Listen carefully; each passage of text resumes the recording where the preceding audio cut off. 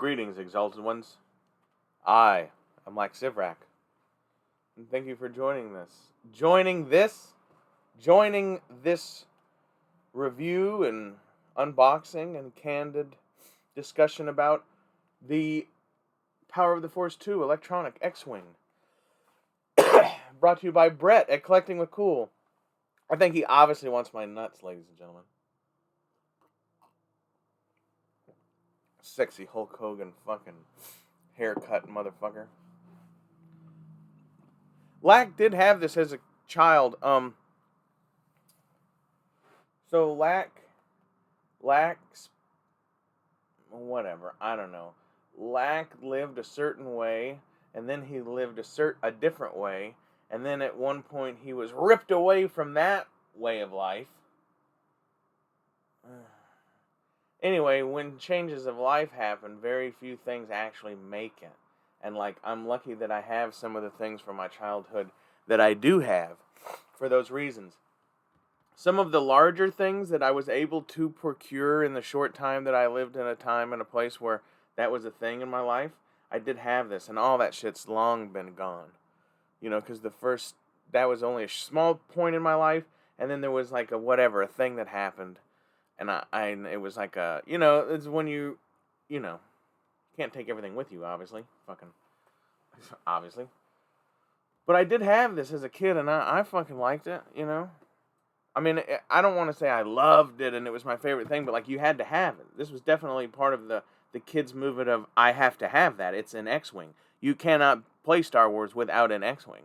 You don't have to be in love with it, but you have to have it. But anyway, excellent fucking box. Everybody, I don't know, man. I'm from the generation of the toy photography. People now talk about how they appreciate, and I appreciate art too, don't get me wrong, but when I was a kid, I always wanted to be the photographer who arranged the toys and took the picture of them, because I thought a lot of their setups were very unrealistic and not appropriate. Which I can't believe I would use that word. But what a lovely box, and just good photo, good layout, good design. They really, they scored with this laser blast. Everybody, it's simple and it's whatever, but no, it works. It has everything it needs. It would make an A in the class, really, because if the class was make something of this criteria that we can produce that's not going to cost us an arm and a leg, and that we don't have to change for every fucking box and every vehicle and everything ever that we make, bam, that's the winner. It really is. It's really an authentic, artistic, excuse me, I didn't blow, sorry. But anyway, it's it's very cool. The whole box. I don't appreciate boxes that much, but this Power of the Force 2, all the shit about it that people talk shit about, I don't know, if you really look at it, you're I don't know, it's fairly brilliant. And then they had the green ones, which I don't think made it on very many vehicles, the AT-AT, or AT-AT, if you're a dick. I know, I'm kidding. I think it had the green, and then of course there was the Shadows of the Empire, the Outrider, and whatever the fuck else. Slave 1. Slave 1. Slave 1. Do you think I'm on the list? Ah! Do you think I'm on the list yet? Excellent Star Wars vehicles. Excellent.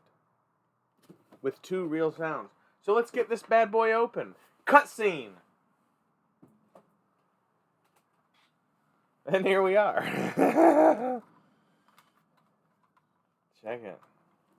Oh, let's do this. I had this idea and I already abandoned it. We're 4 minutes in. We're doing good. Let's, do this. We don't need Vader in there. Oh, look, it just set right in there. I'm sure everybody's seen this. This is supposed to be the same mold. This is supposed to be the same mold as the original. Now, I have the original in there. I should have brought it, but I can tell you pretty much by looking at it that, like, I don't know, it's pretty close. This back battery compartment looks like this is a little bigger, to be honest, but I don't know. The nose cone, all that looks the same. I think it's the same. I think they changed some of these easy things to change on the back or whatever, but that's the same shit. So if you've seen this, you've seen this. If you've seen that, you've seen this. And it has the same action. I know Obi-Wan Kenobi doesn't like um I'm not saying he doesn't like it, but they're all, and he is right. There always was a problem that and the vintage one too, when you push it down like this. Whoa, I was pushing so hard. I'm sure y'all could hear that. Now see, I'm still pushing on it, and like that looks pretty cool, but that's not how it hangs out.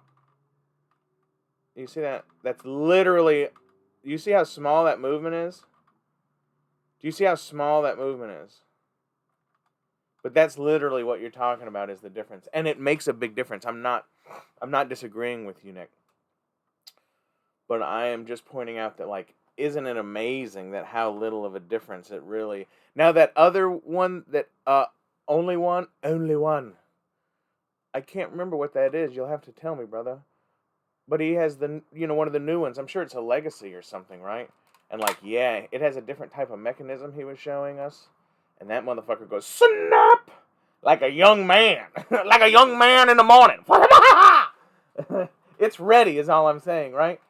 And this one is kind of like, oh, hey, fellas. Hey, fellas. What's going on? I made it. I made it. But anyway.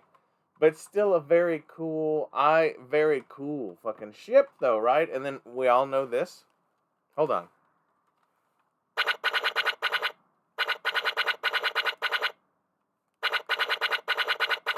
Now, watch this. Alright, so I activated that switch. Now listen.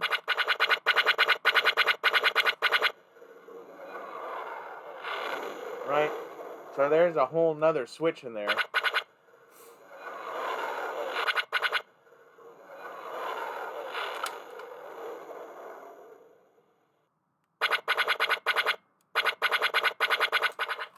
See, there's like two switches in there, right? Because the soundboard knows whether this is open or not open. That's kind of cool. I mean, I'm sure I didn't take a whole lot of electronics or whatever. I'm sure that's a simple thing, but to a kid, that's nice, you know? I mean, and like it says 2 realistic sounds, and like those are it. You can't do them independently. How easy would it have been to just have 2 different buttons and so a kid could go and then hit another button and go.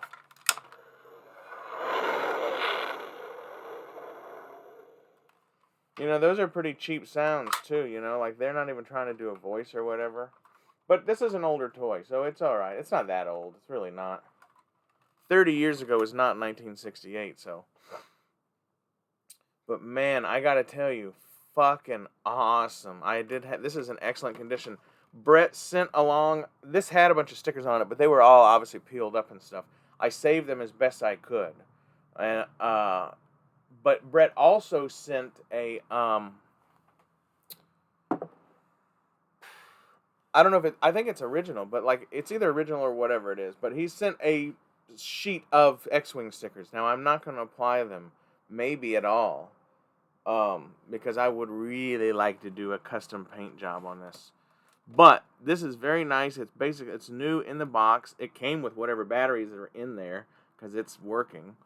I have a beater X-Wing that I bought for $10 in Texas. And I have this lovely fucking Y-Wing that JD sent out of the kindness of his heart, along with quite a few other figures. Most of them actually are already up on the shelf, but I've been looking at the Imperial, whatever he's called, Death Trooper, Gestapo officer. I don't know what the fuck that guy is called. I don't know what he's called. But he's cool. I wonder if I should use him for a custom. I don't know. I've never actually owned one of those guys, so I don't know if I can use them for a custom, but It's a very cool figure. Anyway, we're at the 10-minute mark. I just wanted to give everybody a look at this Power of the Force 2.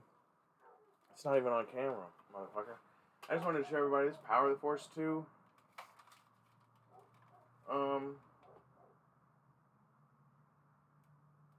X-Wing. That's a cool cat, though.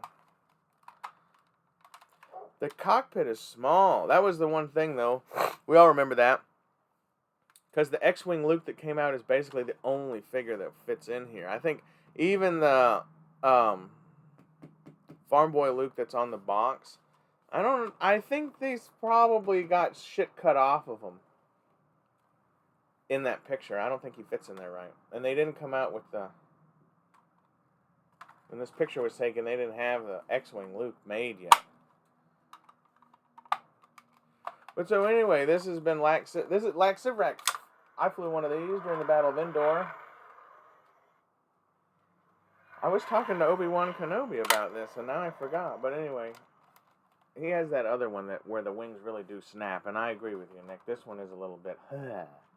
But I think a little piece of acrylic, a little acrylic block, it will fix that. And then, especially if it, you know what I mean? Or if it's sitting like this, if it's landed, it doesn't matter. Oh, this has 2 blast marks on either side. That's how you know it's Luke's, huh? And then it had 5. So anyway, so this has been General Lax Sivrak showing you the Brett's X-Wing that he gave me. Because he's a very beautiful, beautiful man. That's why I put on my fancy split buffalo leather jacket and my Hamburg hat. Everything's reversed in the camera, so I don't really know what it looks like to y'all. It's weird. I know what it looks like to me on here, and I'm like, ooh, what's wrong? You know? Let's not get into it. 12 minutes, that's not bad. In case y'all were looking at this, I'm just giving you a quick look. This is him as a young man, but soon you'll see him as a current, what he looks like currently. But he's Canadian, if that gives you any.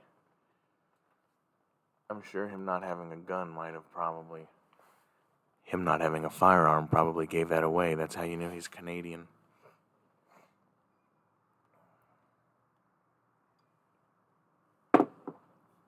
Anyway, this is General Lax Sivrak.